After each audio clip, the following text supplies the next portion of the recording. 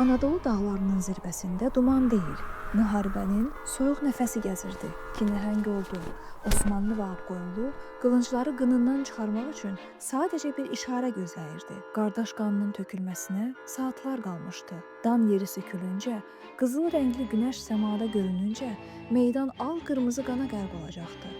Lakin bu qanlı fırtınanın qarşısında nə bir sərkərdə, nə də bir qəhrəman dayandı. Bu Sara xatun idi. Əynində lacivərd rəngli qaftan sanki gecənin ən dərin sükutunu və göylərin sonsuzluğunu özündə daşıyırdı.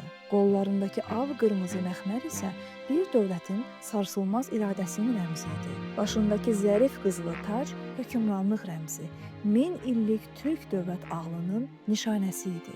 O tacın altından süzülən gümüşü saçlar, keçilən çətin yolların və verilən ağır qərarların şahidi idi.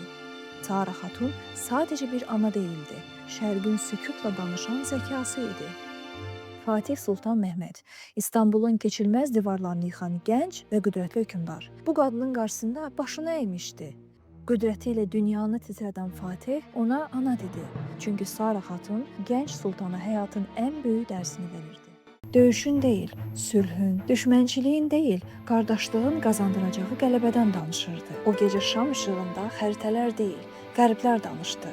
İkinci Mehmetə oğul deyə çağıran Sara xatunun müdrik duruşu qarşısında polad iradəli Fatih geri çəkildi. Həmin səhər qılınc səsləri ilə aşılmadı. Sülhün sükutu yerə göyə hakim idi. Sara xatun sübut etdi ki, ən böyük qələbələr qanla deyil, yerində, zamanında deyilən təsirli sözlə, düşünülmüş addımlarla, uzaqgörənliklə qazanılır. Trabzon yürüyüşündə Sultan, Trabzon şahzadəsinin nəvəsi Sara xatunun sözünü dinləyərək Ağqoyunlulardan Dəsminə xatunun taxt tacı varislik hüququnu tanıdı. Bu xatun Azərbaycan dövlətçiliyi tarixində ən qüdrətli hökmdarlardan olan Şah İsmayıl Xətainin nənəsi idi.